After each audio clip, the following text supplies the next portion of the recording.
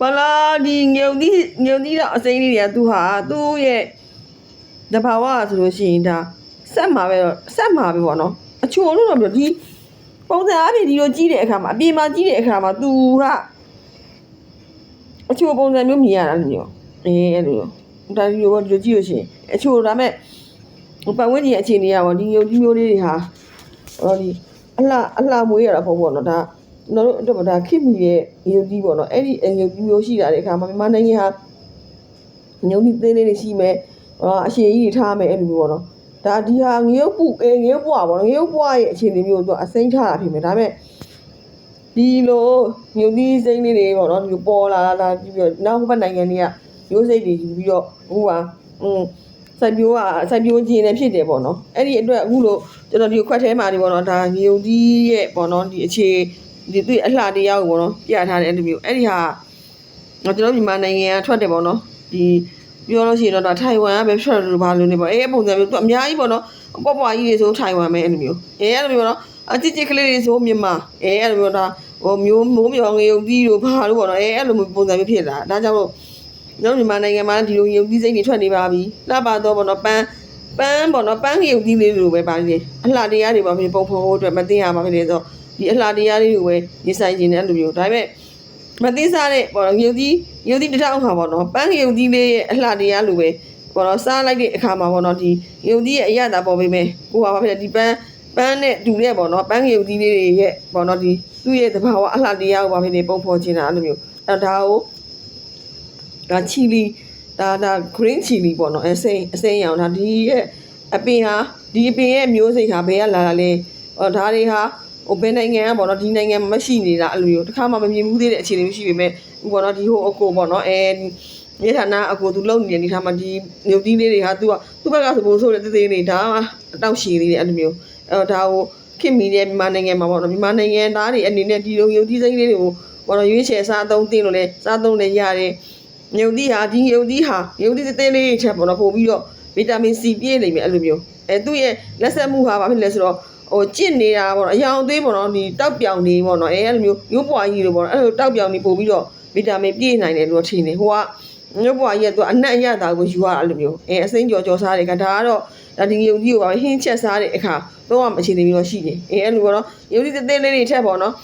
ဒီမှာကိုဒီပေါ့နော်ဟင်းချက်တဲ့အခါယုံကြီးကြက်သွန်နဲ့ရောစီတက်တာမျိုးပေါ့အဲ့လိုပုံစံမျိုးကိုချက်စားတင်တယ်ဒါဟာဘာလဲတချို့ပေါ့လေဟိုအေးပါကချင်တို့အဲ့လိုအနေမချင်းတို့နေရတယ်အချင်းနေချက်တယ်လို့ပေါ့နော်အဲ့ဒီဟာလေးမခါတီးလို့ပေါ့လေအဲ့လိုပုံစံမျိုးချက်တယ်လို့ငရုတ်ကိုပါဖြစ်တယ်နှဆွဲလေးတက်ထားတယ်ပေါ့နှထောင်းလေးလို့ပေါ့နော်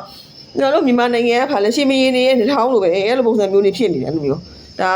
တစ်မျိုးပဲတစ်ခုပေါ့နော်တစ်ခုတော့ထူးတယ်အဲ့လိုမျိုးဒါကြတော့တစ်မျိုးဖြစ်ပြန်အဲ့လိုမျိုးအဲ့လိုမျိုးဒါလည်းသူ့ဟာနဲ့သူပေါ့နော်ဒါအမှတ်တရပါလေအမှတ်တရအနေနဲ့ဒီငုံကြီးစိမ့်လေးတွေစိုက်တယ်ပေါ့နော်စိုက်ခင်းတွေကဦးလေးကြီးကိုတမီးကျေးဇူးတင်ပါတယ်အဲ့လိုမျိုးအဲ့ဒီလိုငုံကြီးလေးတွေပေါ့နော်ဟိုကျွန်တော်လည်းအမြဲတမ်းမြင်ကျင်တယ်ဝယ်ပြီးတော့ပေါ့နော်ကျွန်တော်ဟိုစားရင်လည်းမစားရင်လည်းဘာဖြစ်လဲကျွန်တော်ငုံကြီးလေးကြည့်ပြီးတော့ကျွန်တော်အာဟာရဖြစ်စေချင်တယ်အဲ့လိုမျိုးကျွန်တော်ပေါ့နော်ကျွန်တော်မှကံစားချက်ကမိုးလင်းတာနဲ့ဘာဖြစ်လဲဒီကောင်းနေတိုင်းရတဲ့နေရာကိုသွားရတယ်မရှိဘူးအဲ့လိုမျိုးပေါ့နော်ဒီခန်းထဲမှာပဲလောင်ပိတ်နေတော့အခါဒီကျွန်တော်နှလုံးကအားနေတယ်အဲ့လိုမျိုးအဲ့ဒါကြောင့်ဒီကနေဘက်ဒီပေါ်သွားဖို့အတွက်ပေါ့နော်အဲ့လိုမျိုးစိတ်ကူးနေတာအဲ့လိုမျိုးဒီရုပ်ပင်လေးတွေကြည့်တဲ့အခါပေါ့နော်ကျွန်တော်အရန်ပျော်တယ်ပေါ့နော်အဲ့လိုဖြစ်လာနိုင်တယ်အဲ့လိုမျိုးအဲ့တော့အဲ့ဒီအခြေအနေအဲ့ဒီနေရာလေးတွေကိုရောက်ချင်တယ်ကျွန်တော်သားချင်တဲ့နေရာလေးမှာစားစရာလေးတွေပေါ့နော်ဒီလိုမျိုးကြက်သွမြူလေးတွေအဲ့လိုမျိုးပေါ့နော်လက်ဖက်ဆိုတဲ့အကြီးတောင်းလို့ဘာလို့ပေါ့နော်အဲ့ဟာမျိုးလေးတွေဒီငုံသီးစိမ့်လေးတွေထောင်လို့ပေါ့နော်ဒီငုံသီးလေးတွေဘယ်လိုမျိုးပေါ့နော်ဟိုတယ်တွေမှာဟို decoration လုပ်လို့ပေါ့နော်အစားအသောက်ကိုဘယ်လိုမျိုးဖန်တီးမယ်အဲ့လိုမျိုးအဲ့လိုပုံစံမျိုးတွေအစားကျွန်တော်သိချင်တာတော့ကျွန်တော်အစားအသောက်ကိုပကံထဲမှာအလှဖန်တီးဖို့အတွက်တိတ်မတက်ဘူးအဲ့လိုမျိုးမတက်ဘူးပေါ့နော်ဒီဖျားစီမှာပန်းထိုးတာပန်းကတ်တာဒါပဲရတယ်အဲ့လိုမျိုးနောက်တစ်ခါဘာဖြစ်လဲဆိုတော့ဘာလဲဟိုပါနော်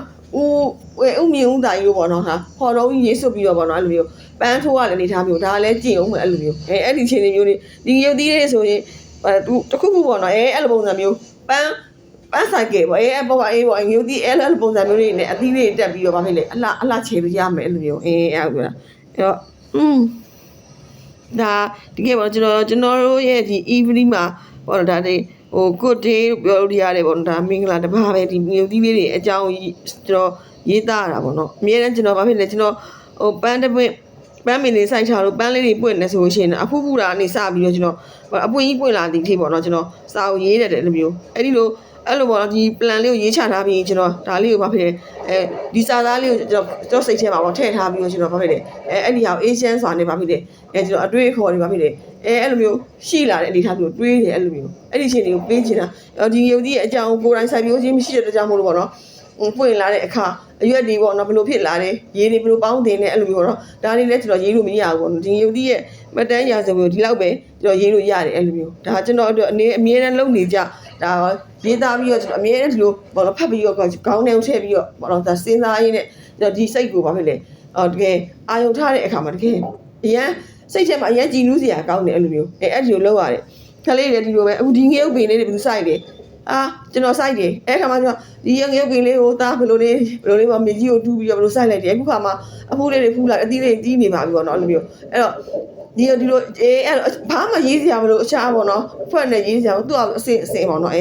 အမြစ်ကအစအရွက်တွေထလာအရွက်ကအဖူးကနေပြီးတော့ပဲအသီးကနေပြီးတော့ပဲဒီလိုလှပလာတယ်သူ့ရဲ့ပေါ့နော်အသီးပွင့်ဝေစာနေတဲ့ပေါ့ဒီငရုတ်ပင်တစ်ပင်ရဲ့ဘာဖြစ်လဲတဘာဝတရားကိုကျွန်တော်လက်ခံရရှိလိုက်ပါပြီဆိုပြီးပြီပါလို့အဲ့လိုမျိုးရေးကြည့်